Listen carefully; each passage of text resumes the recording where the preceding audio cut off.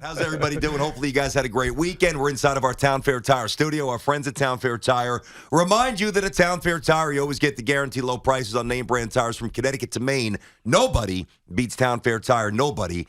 We will have a few guests this week. I know Joe Namath will join us on Wednesday. That'll be good. Braxton Berrios will join us later in the week. Victor Cruz as well. All, local New York stuff with the, listen, I mean, if we can get like a Rice or a Montana, we'll always squeeze one of those guys in. But business as usual, and hopefully the weekend was good to everybody, better than it was to the local basketball teams. Now, the trade deadline is this week, all right? And we'll also incorporate the Nets here because over the weekend, we've got a little conflicting report now. I know what Nash said about James Harden. Mm-hmm. Get that? Yep. That he's staying put for those of you who missed it. But now... Could be posturing. Yes, it could be. But now there's some national reports, I don't want to say gaining traction, but, at least on a lower level of urgency, intimating that maybe that report or what Steve said, not a report, what Steve said is not necessarily true, that maybe he could get dealt. We'll see. But, I mean, he's still here. Julius Randle's still here. Now, the good news is Randle played very well on Saturday night. Yeah. And Barrett was great. Tiki, deals need to happen. Yeah. Look, people need to go. There's two ways to look at this. One from a Nets standpoint, one from a Knicks standpoint. From the Nets standpoint, it's hard to get over concerned about the Nets' current losing streak. There's now 8 in a row that they've lost. I mean, they were at one point sitting second in the Eastern Conference. I mean, heck, at the beginning of the year, they were the number one team in the Eastern Conference, and they fell down to 2 as Miami and Chicago got hot. Now they've lost 8 games in a row. They're in the play-in area right now, which is a little bit crazy. It's just 5 games over 500. But a lot of that's without, obviously, KD, who has been playing. Kyrie is only playing. KD get a little chippy over the weekend tweeting at Stephen A. I know. At least he's not tweeting me anymore. Dude, he's not playing. He's not playing basketball, so what can he do? You got to keep himself busy. That's right. Keeps himself entertained in some capacity. And, I mean, Kyrie's only on playing in road games. James Harden is now hurt. And so you're trying out these lineups, sometimes without a star. Yes. One of their stars on the court. And you look at the last week and a half, and it's in your mind, you just, oh, man, they're in trouble. But then you kind of realize, okay, but once they get all these guys back in some capacity, even just 2 of these guys back in some capacity, they're going to be okay. And they're going to beat teams like, I don't know, Chicago or whoever it may be. If all 3 of their stars are playing, I have utmost faith. And so while I'm concerned that they're falling, I'm actually not. It's hard to care. I would give the Bulls a shot, by the way, just for the record. If they're fully healthy with DeRozan, with Levine, I'd give them a chance. I'd give definitely a punch but a chance. But my point I'd is, still probably pick the Nets. My point is, I'd look at the 2 and the 7th seed and be like, oh, the 2 seed definitely got an advantage. Look at their record. Look at the stars that they have. And then KD and Kyrie and James Harden are all healthy. I'm like, all right, the Nets are going to win. No, I'm with you on that. You know what I mean? Okay, so, I got you. So I'm not worried about the Nets. No. From their current losing streak. The Knicks, it's a little bit more concerning. Now there are some positives to take away from this game. R.J. Barrett played phenomenal. He was really, really special. That was great to see. It's like he's turning into, ever since you challenged him, BT, it's true. First week on the show. It's true. Maybe that has to do with the fact that he's healthy. Oh, that too, yeah. He had the cold or whatever it was, sickness, and then he had COVID. The fog maybe a little bit. The fog, it hangs around. I mean, this long COVID thing is not insignificant. Mm-hmm. But he's looking like a star. Like he's looking like that guy who goes into a game and says, all right, the best player on that squad, he's mine. Yeah. I got him. How about that? I love that. I don't know if everybody knows, so tell people what you're referencing obviously they're playing the L.A. Lakers this over the weekend, and it was a horrible loss because they had a 19-point lead at one point. Mm-hmm. They ended up losing that game. But before the game, LeBron was questionable. He ends up playing. R.J. Barrett says, I want LeBron. And right? the best part is that he's texting the assistants. Yes. Because the advanced scouting is different. That's right. Based on the game. Yes, that's exactly right. And he wanted to find out who was advanced scouting the Lakers because he was trying to make a case. That's right. I want to guard LeBron. And so that shows a leadership and an initiative and I want to be the man. Yes. Like it's one thing to kind of work your way, just kind of accidentally become, but if you want to be that guy, R.J. Barrett is becoming that guy. Not only did he play great, scored 36 points. 38 point. He defended well. The last second shot, which is, I mean, It's one thing to want to be clutch. It's another to actually be it. We saw it earlier in the year with the Boston game where he knocked down a three-pointer. We saw it again against the Lakers where crunch time, he's got to hit that shot. He nails it, and he's shooting it confidently. R.J. Barrett is on the edge of becoming a star. And I bring this up, BT, because you asked me 2 weeks ago, and it was around where we're deciding who we want to trade for the Knicks. Who are we trading for the Knicks? We're getting rid of Kemba Walker. We're getting rid of Alec Burke. We're getting rid of all these guys. What about R.J. Barrett? We want to trade R.J. Barrett. And you asked me, do you see him being a perennial all-star? And I really had to think about it. I also said, what is he great at? What is he tangibly great at? And there wasn't a lot. It's a tough question to answer with him. There wasn't a lot. Yeah. But here's the thing. In those, 15, 20, whatever how many games it's been, I've changed my mind on what I think his ceiling is because of how great he's been playing as of late. And so if you had asked me again, is R.J. Barrett going to be a perennial all-star, right? Sometimes maybe compete for these all-NBA teams. Now, my answer would be, yeah, I think he can be that guy. Wow, so now we're going to up the ante to all-NBA? But can you make an all-star team first? Think about who he's becoming. I would not agree with that. Think about who he's becoming. That's right? too ambitious. He's becoming the man in a market. That's fine. Okay. But he's 21 years old. I know. Year 3. And without him, where are the Knicks now? Well, with him, where are the Knicks? Nowhere. But that's the seriously, point. where are they? They are maybe the worst team in basketball right now. You're talking about the Kings territory, Pistons territory, Detroit, Orlando, OKC, those guys. the Exactly. Magic. Without R.J. Barrett. Without R.J. Barrett. Maybe. I mean, maybe Toppin plays more, and I'm not even here to battle a point that is unprovable. Yes. I get that. But here's listen. It's great to see Barrett balling. And, yeah, now I can see maybe a couple of all-star berths. And I don't see an all-NBA performer. I don't. What I will say, the shot against the Celtics a couple of weeks back where he just flung it, that was so different than the shot against the Lakers because the Celtics shot, both went in. There was a high element of luck. It went all. It was a bank shot. And he had, 0.8 of a second to barely even process it, get the ball, then fling it. Isn't that what they teach you? Aim for that little square on the back of the basket. I tell my kids a little elf in there. That's right. The basketball elf. Yes. And I swear to God. And if you really, I swear to God. And if you put the ball in the little square, the basketball elf will always push the ball into the net for you. Yeah.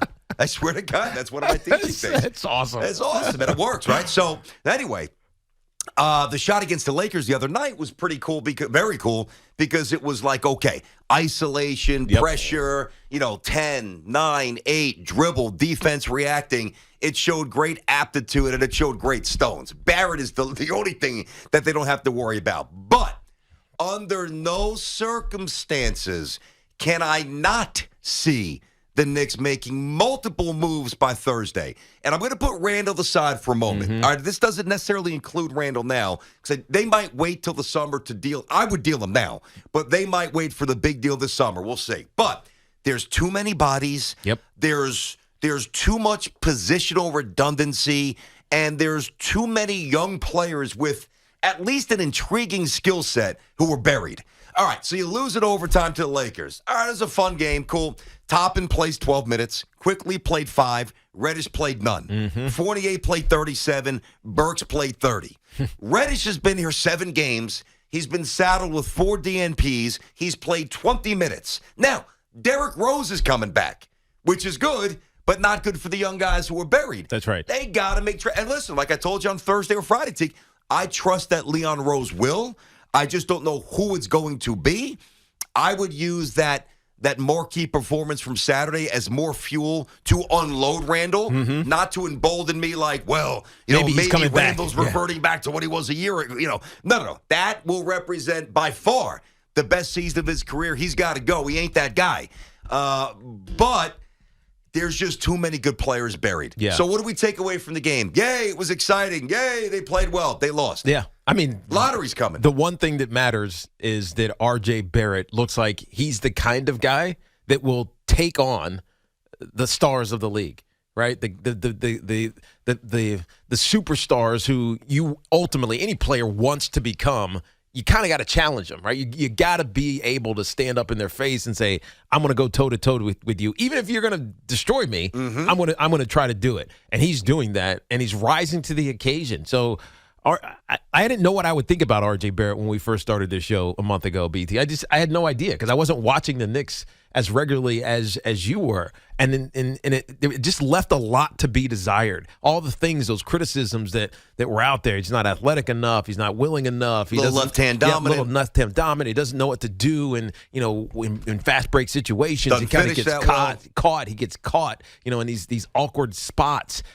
I mean, very quickly, he's turning into a really good player. Wow, it's you awesome were easy to convince. I'm not convinced because anything could happen. He could regress like Julius Randle did. Wait, 3 minutes ago you said you think he could be an All-NBA team. Now you tell me you're not if convinced. He plays what is it? If he's played like, I believe that he can be an All-NBA player. If he plays this way. If he plays this way consistently. Well, if I take my best round that I play each summer, you'd think that I was a 10 handicap.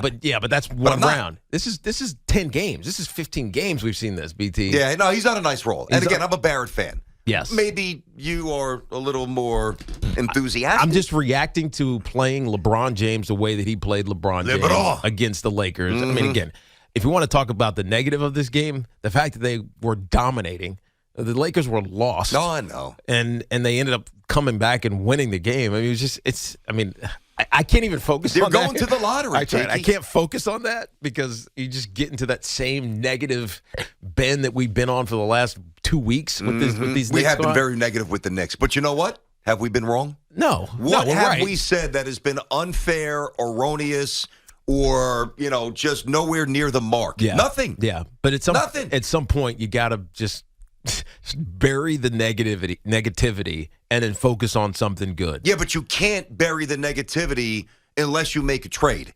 Because if there is the glut of useful bodies, or at least intriguing players not playing, then that negativity will continue to come onto the show because I will be pissed off every game.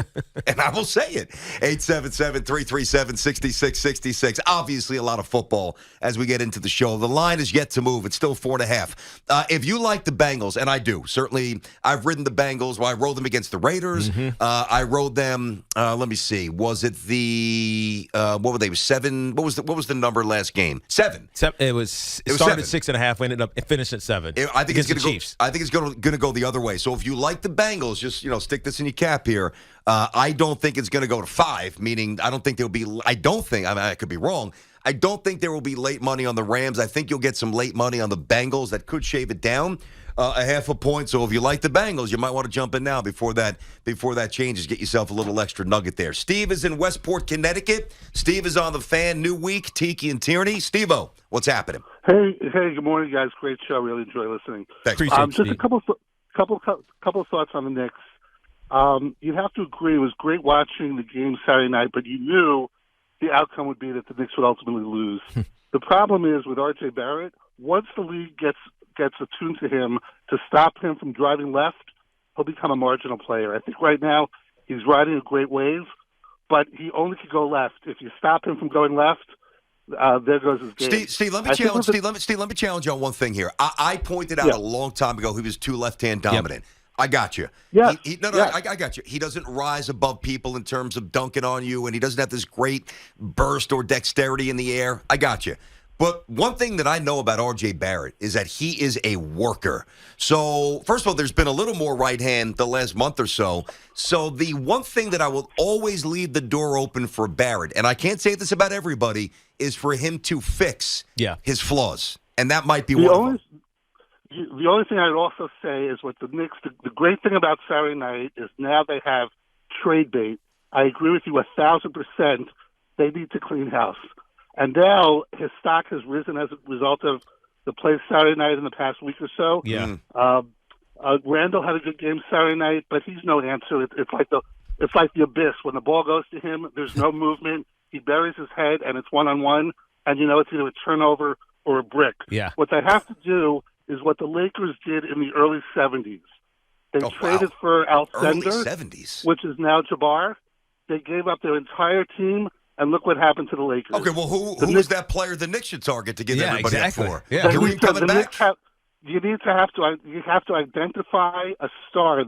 There is no superstar that attracts you to go to the Garden now. I get offered tickets virtually to go to every game, and there's nobody that I want to see. I'm so tired of hearing about the star. But Steve, you'd love to see I stars, would my go ass. to Give me a watch good team. at this point. If I'm a Stars. deep Knicks fan, R.J. Barrett is really interesting to me. No, I agree with I that. would go to see him evolve. Like you're seeing it happen, right? He's coming out of this shell, and I take a little bit of a question with the word strip it down. Umbrage. Yeah, umbrage. Searching for it. It sounds like you were getting ready to say the. But it's like it wasn't coming. It wasn't. I was like, what the hell is that word? I couldn't find it. But with the strip down, you gotta start all over. I don't think you need to start. There's too many good players on this team. I agree. Right, and they're young. Quickly and Toppin, obviously. Now, I'm not sold on Quickly, though. I got to be honest with you. But whatever. He might be just an if inefficient. if he's a bench player, fine. Okay. But he's a guy who you can. He's his first year. How old is he? 20? 21? He's 21, 22. But he's just. I think he's going to be a spark. Maybe like a modern Starks type. But that's fine. But he's no, I know. That's but fine. But he's a first round pick. I so agree. eventually you have to make payment but decisions this is my on these point. guys. You got all of these guys, but not now. No, not now. You know for what sure. I mean? Not yet. Cam Reddish is here. Right? Mitchell Robinson. Like the talent is there. And it's not great. But are you going to pay Mitchell? These are questions. So the Mitchell thing, we talked about this before the show. It's I could almost see him being dealt. And you'd have to